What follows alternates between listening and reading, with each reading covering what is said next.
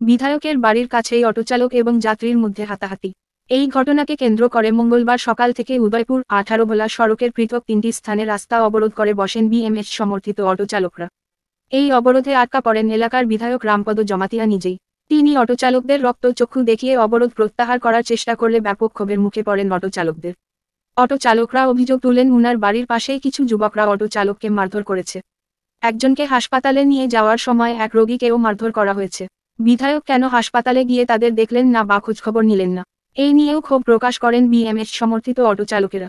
পৃথক 3টি স্থানে রাস্তা অবরোধের ফলে প্রচণ্ড যানজটের সৃষ্টি হয়েছে। যদিও ঘটনার সাথে জড়িত আসামিদের গ্রেফতারের আশ্বাস পাওয়ার পরে অবরোধ তুলে নেন অটোচালকরা। আমি জানি তো হিস্টোরি লই এলাম লই সেইটা সিপিএম এর কারা কংগ্রেসে গিতে করতে আছে আমরা না সিপিএম এ কেউ নেই স্যার, কেউ নেই, আমরা সিপিএম নেই না জানা আছে। তোমরা কেডা কইছে কেস এন্ট্রি করতে হইব, এই যে আজকে যে এরা এখানে ওই করছে এবং আমি যে ইম্পর্টেন্ট জায়গার মধ্যে যাইতে আসছি এখন ইয়েতে ফোটামাটিতে এই 10টার সময় বসার কথা, আমার অবস্ট্রাকশন হয়েছে, একটা কেস দায়ী করতে হইব। ইমিডিয়েট করে এখনো যেহেতু এরা এখানে আছে করতে হইব এবং এরার যে এখানে বিনা নোটিশে এইভাবে এখানে এইভাবে রাস্তার অবরোধ করছে, যা আইন আছে ভারতের সংহিতা আইনে আপনার এটা কেস করতে হবে। এইরকমভাবে চলে না, এইরকমভাবে চলে না।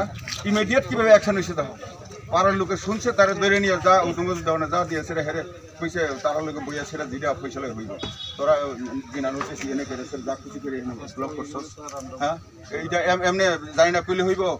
আবার পাহাড়ি বাঙালি লাগাই দিতে চাস, হ্যাঁ এরকমই তো দেখতে আসি, হ্যাঁ এরকমই তো দেখতে আসি।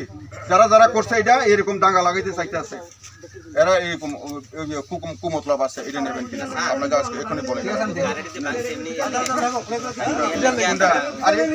বিচার হয়েছে, বিচারে চৌধুরী তারা বিচার করছে, হেন তো বিষয়টা গিয়েছে জানকারি লইয়ে তো করতে হইব, কেমন হইব তার রাখনের কথা তো হেরে করছে, তখন জানকারি লো তোমরা তোমরা তোমরা দিয়ে আইস, তোমরা তোমরা কই আস